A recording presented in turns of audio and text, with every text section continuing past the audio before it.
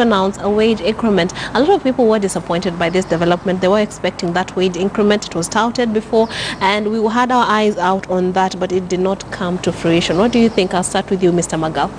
It was a bit disappointing. I'm sure so many people are disappointed. We thought we would get a 15% increment on all levels of income, but it didn't materialize. And Honorable Kimani, do you think we're being too ambitious expecting this increment? A country that has 60% of its GDP on recurrent expenditures should not really expect a pay raise. At that rate? At that rate, surely. And even the conversation that we should be having is not about whether to increase our wage, our minimum wage or not. The question should be having is how do we get the unemployed and the underemployed Kenyans employed? Yes. Not how we're going to increase salaries, for sure. And also judging from the attendance, we know that it was quite low. Do you think this is a reflection of what we feel about how we're doing economically? I'll say certainly. And also because workers and people are tired of the rhetorics that we keep selling people as politicians. And watching, if you watch the event, you realize how it turned to a political rally, really. And so even for that worker that should have gone, did not feel any reason why they should have attended that particular event. And going to the rhetoric, Mr. Maga, what do you think? Were the speeches, the sentiments, the rhetoric that came out of this rally, as has been covered in our dailies, what is in line with your typical Labor Day? Are we just veering off each and every time? We had the conversation about churches the other day, how they're turning into political platforms. What about this Labor Day commemoration? Of course, it seems like politics took the center stage. Though I'm not surprised, Kenyans love politics, Kenyans love politics, and I think the leaders took the opportunity to air their views. That said, though, I think it is the Kenyan worker who ought to have taken the center stage yesterday. I was surprised that the Federation of Kenya Employees wasn't there. The government, central government wasn't represented, and KOTU, of course, misused the opportunity. Instead of highlighting the workers' plight, they chose to play politics, which is really sad. Honorable Kimani, do you think we can actually separate our common Mwananchi's affairs from politics in Kenya as of today? Is it even possible? Yes, it is possible. And I'm speaking this as a politician. Yes. Although I will use every opportunity I get to talk about politics, but it's good to be to stick to the theme of the day. Like you don't use 5 minutes of your time or 10 minutes of your time talking about politics, and yet it is a Labor Day function. Like one of the conversations that I thought we should have actually had yesterday, and I've been asking myself this question: do we employ 1,000 people and pay them 10,000 shillings each, or do we employ less people, or do you employ 10,000 people and pay them 1,000 each, or do you employ 20,000 people and then I pay them 500 shillings each? Yes. Should we stick to payment per month, or should we probably go to hourly rates? Hourly rates. But I tell you that I'm paying you this amount of money for each hour worked, so that we talk about a productivity-based wages more than rather than. And those are the discussions really that should have at Liberty. Not who is vying in 2022 and who is not. Now, ideally, how would you have it, aside from the hourly rate versus what we have today? Ideally, how would you have a Labor Day that is for the people pan out? The discussions about one, how do we make sure that more people get employed? How do we improve the conditions at the workplace? How do you make sure that it's safe for you when you report to work, that you make sure that you're protected by both the law and make sure that there are legislative proposals that actually protect the Kenyan worker? How do you get more people on board in terms of employment? The discussion, for example, about the housing levy, for example, and I expect this discussion not to come from the politicians, but come from the employees.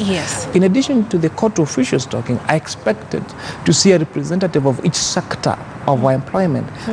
They have their views. This is what we would want as the workers of this country.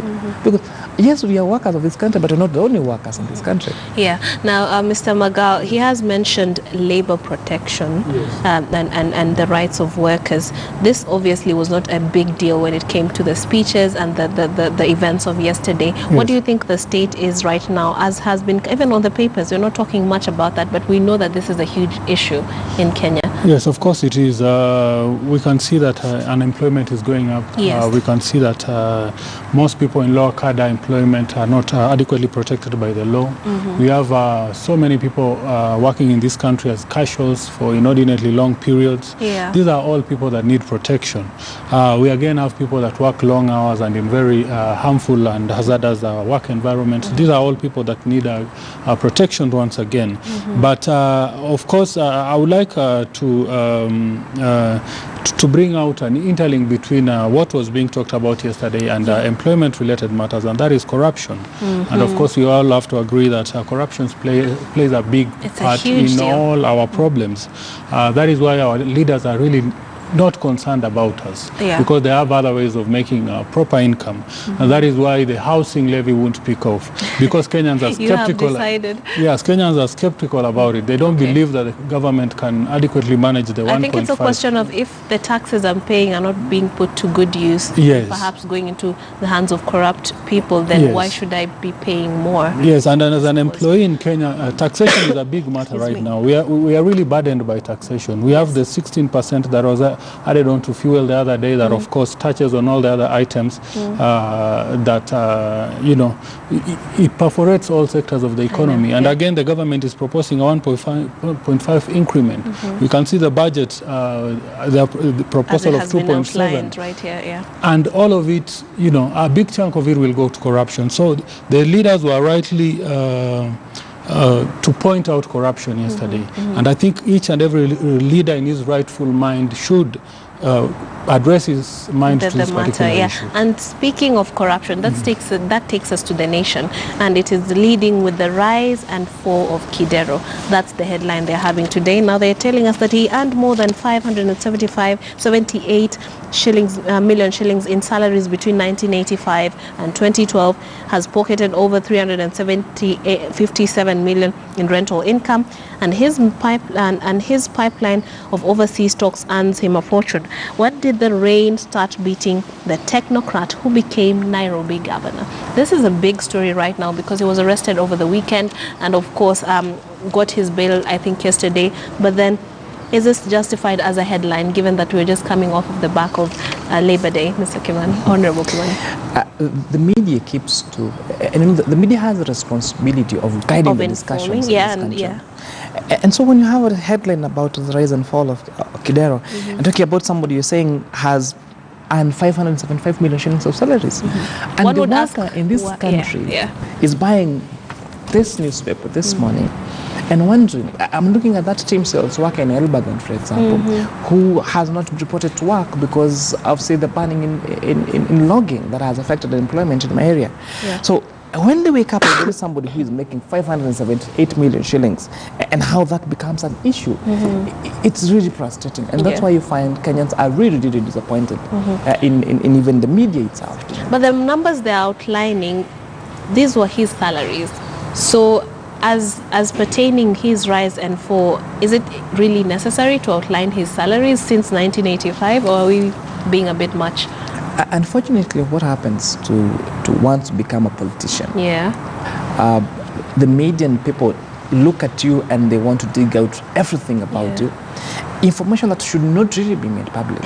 Because the issue about how much salaries Kidero got is neither here nor there. We should be talking about what is his case in court, what is he being accused of, the details. What is defense against it, what is the court saying about it, what are his defense lawyers saying about it. But again, because we have to spare emotion, so we have to talk about the rise and the fall of Kidero. And how much he earned. But I mean, you have to make the paper sell. So I guess to some extent it makes sense, because we have to now go back and see if he was earning this much, then why did he have to, you know, if the allegations that are before him. Now, what do you think about this story, Mr. Magal? I think it is a bit inappropriate. Inappropriate? I mean, why? Of what concern is it to me what he that Kidero has risen and fallen, and I doubt that he's fallen anyway. So it is again inaccurate to say so. I don't know what's relevance the figures or his salaries are to the story itself, because I think he still has his money. Generally, probably they didn't have a better story, but the worker should have taken the center stage, coming a day after the Labor Day. But then, as we said, it is all politics in Kenya. Yeah, but to play the devil's advocate, I would imagine that they would focus on something else, because the predicted headline for all the other papers would be Labor Day. So perhaps they're trying to outsmart everyone by bringing something interesting, something different, and sell the paper, I think. Honorable Kimani? At this time, Kenyans have very many issues they want addressed. Yeah. And none of them is about Kidero. But corruption is a big issue. Yes, but corruption is not about Kidero, you know. Yeah. And if you talk about how prosecution has been able to put up a solid case against Kidero, and therefore saying whether we are winning or we are losing the war against corruption, then I would agree with the headline. And that's what I'm saying, that even the people that do our papers, do some research, you know. As I said, what is the prosecution saying? Yeah. What is the defense saying about the case? And as someone said, if we manage to prosecute one or two people on matters of corruption, and they get to stay in prison, and we get to convince Kenyans that these people were rightfully prosecuted, then we would easily win the war against corruption. Yeah. But with a headline like this, someone would just say we're just targeting an individual. Yeah. Now let's move on from corruption and politics and Labor Day. On the headline for on the front page of the Standard, we have Kshs making headlines. Now, it's all about her losing the case on hormonal levels. Yes. I mean, to me, it feels like an infringement on anybody to try and just go to the lengths that they would go to regulate the hormones. What do you think about this, how this has panned out for this athlete? A very controversial issue, and in this age of political correctness, you have to be careful, very careful what you say about such issues. Yeah. But then again, you know, when it comes to competition, I think it ought to be a level playing field. Yeah. And we've seen our athletes really disadvantaged by this this issue. I wouldn't want to go deep into it, because I know I don't want to start necessary controversy. It's very personal, especially, and I'm not an expert in the field. That it's panning out in the public eye, that one has to, I mean, deal with such issues on such a public level. But then at the same time, there is the question of what advantage she has over her competitors. What do you think, Honorable Kiwani? I'm thinking about someone who's done very well in sports. Yeah. And the question about testosterone should not really be a discussion. Really? And again, I say I'm not an expert also in this matter. But I'm tempted to think, is it because she's a woman? Yes. Is it because she's black? And again, I don't want to start a conversation about this, but I would be a little hesitant to comment about this. But I look at Semenya as somebody who has made it big in her own field. Yeah. And when I hear discussions about testosterone and stuff, again, my first reaction is it because she's a woman that this conversation started happening? Would we have the same conversation was she a man, for example? Exactly. Would we have the same conversation was she white and not a black person who has really made commendable success in her career? And from a layman's point of view, I would ask, why isn't Serena Williams, for example, being subjected to this kind of, because she's also muscular? I mean, is it to say that women cannot be that fast or that muscular? I find it really absurd. So the headline for that is Semenya loses court case against testosterone rules, and I guess now she'd have to face a lot of challenges trying to keep up her stamina with the races that will be, with the medication and all that. And would anyone even opt to have that kind of, you know, change to their body? I mean, it's really, really horrible. And I mean, the Standard is also going with drug resistance could kill millions. This is a health story, the Nation rather. On the right side of the page, more than 10 million people worldwide are at risk of dying of drug-resistant diseases, says the United Nations in a new report that highlights the worsening crisis of drug abuse and how it could change for the worse and the future of mankind. Now, I'm thinking about antibiotics that we, a lot of us abuse. This is according to a lot of statistics that have been revealed by health organizations, as well as drugs such as codeine that are just used as, you know, elements to get high. Mr. Maga, what do you think about this one? Yes, and this speaks to the lack of regulation of the pharmaceutical industry. Yes. We are in a crisis. Nowadays, you can go to to any pharmacy and buy whatever drug it is that you want. Yes. And that is why we have so many increased cases of people, the mchele phenomenon in this country. I mean, where are these people getting these drugs from? Absolutely. That says, again, if you look at our diet and what we consume. The other day, I bought chicken and chips from one of the outlets, and testing the chicken, it just tasted like some medicine. Oh my God, like some chemical. Yes, I'm told that they use so much antibiotics to keep these animals healthy. And of course, this spills over into our plates. I think it is high time the government cracked down and improved the regulatory mechanisms in the pharmaceutical and veterinary industry. Otherwise, we stand to suffer a lot in the long run. Honorable Kimani, what do you feel about this assertion that we are now resistant to drugs and that this could be killing millions of people? Again, as I would say, as a country, we usually have the wrong discussions. Because one of the discussions that we should really have, both in the public forum and in the media, should be about drugs, for example. How do you make sure that you are correctly diagnosed? Do I know when I go to hospital and that handwriting that doctors write on what I'm being treated for? And I hesitate to say, I would say that it's not an issue of lack of regulation, because we have the poisons and the board that regulates the operations of the pharmaceuticals. But we're talking about the integrity of Kenyans.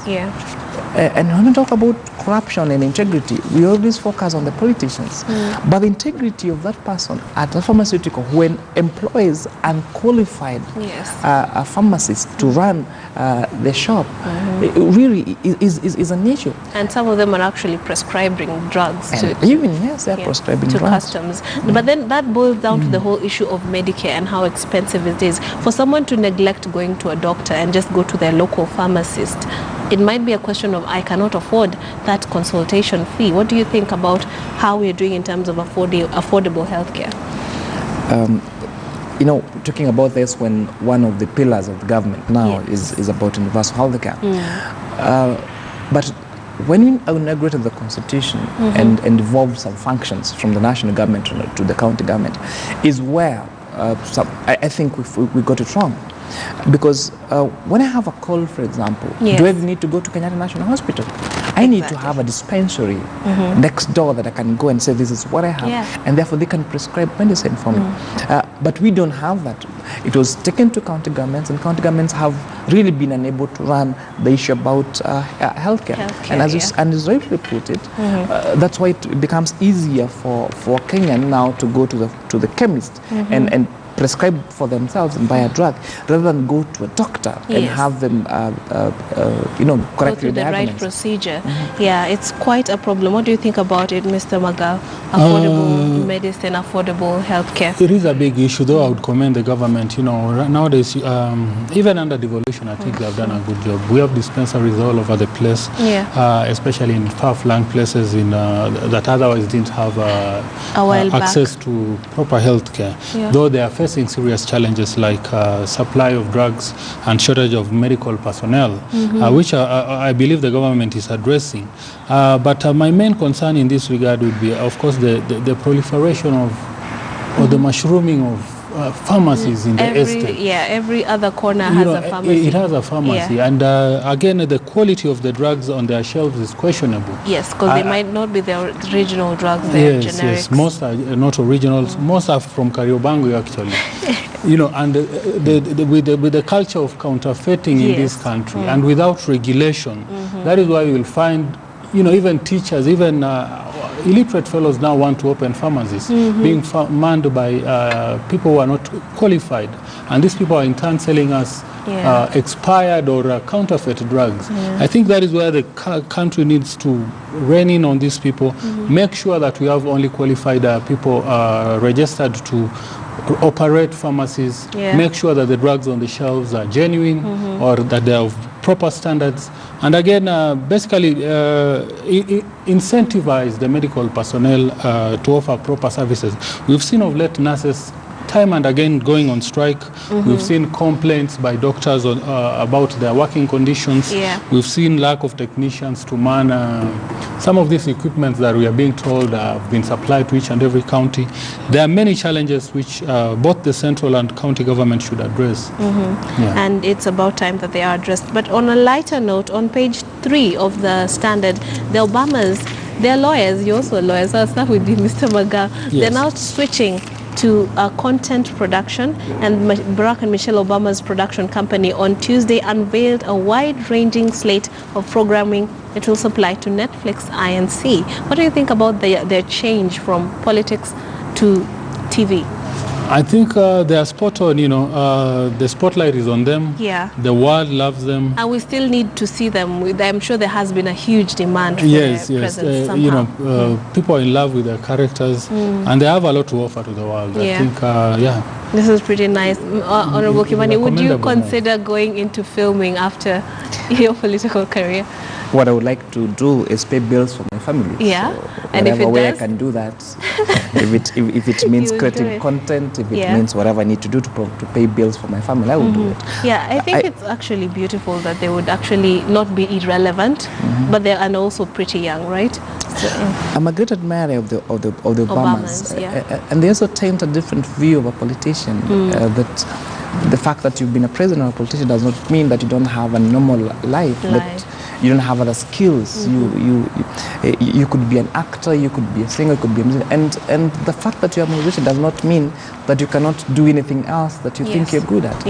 And I think this also points to the power of media. Whatever message they might have would come out instead of having press conferences and press releases. It will be more effective if it comes out through films and movies and series. So I think this is just a way of them furthering their agendas, but in a more indirect way, I think. What do you think, Mr. Yes, it is a very effective way of remaining relevant, passing on their message, communicating to the masses, and of course making money as it's an incentive.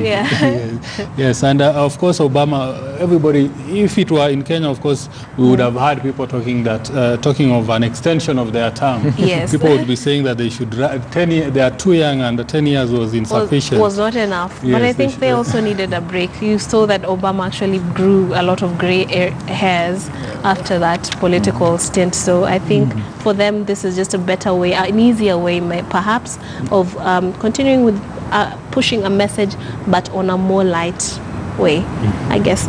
And it's also nice that it's being covered on page 3 of the Standard, far away from the usual hard political topics that we usually go for. So page 3 is a nice page to read on the Standard, as well as the other papers that we have today. But that's it for Press Review. We take a short break, and when we come back, Michael Gitonga will have more for you on the political front of the country.